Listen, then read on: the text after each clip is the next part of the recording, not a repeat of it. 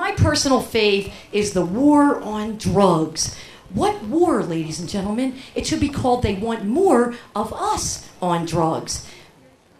They have tons of commercials out that tout the efficiency of these drugs that are designed to help you with social anxiety and these quote-unquote disorders that are obviously made up to within one degree of acceptance by the FDA in terms of legality.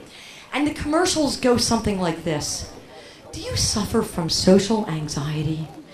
Do you feel uncomfortable in a room with a bunch of weird people where you can't see the exit sign? Do you feel as though when someone cuts in front of you in line, you want to tell them, get out of my face? Do you have trouble paying attention when someone's boring the hell out of you?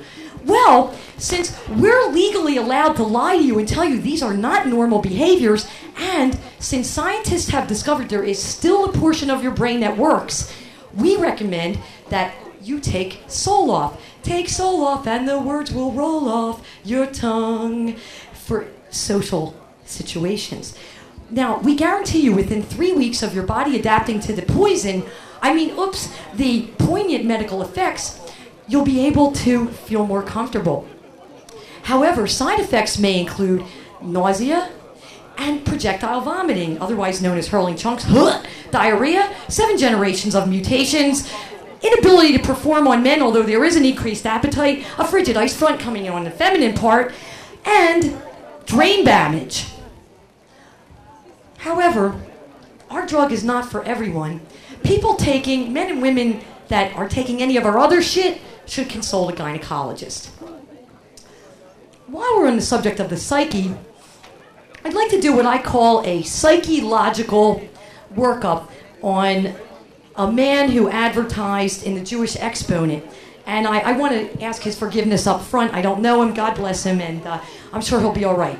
But he claims he is a LaSalle explorer, and he wishes to take an adventure to find the singing sirens.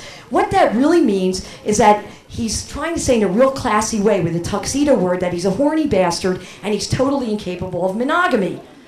He says he's a man in his late 30s and is well educated with a dynamic personality. Well, the fact that he says he's in his late 30s, we know he's most likely 54, but he might have some money, so some girl somewhere kissed his ass, hoping to get some, and told him he looked like he's in his 30s.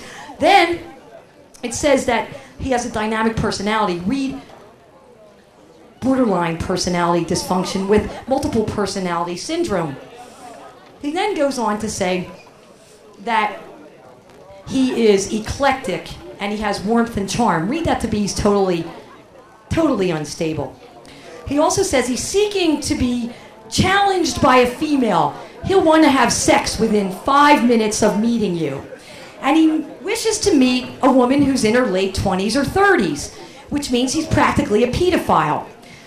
He then goes on to say that he will offer her the sea, the sun, the sand, and the stars. In other words, he's the cheapest MFer you're ever going to meet, and honey, you're going to have to pay for the fakakta ride to get to the beach where you get to walk with him.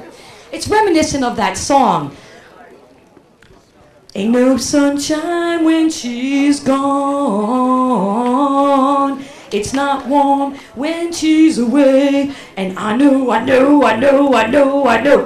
done, I'm sorry.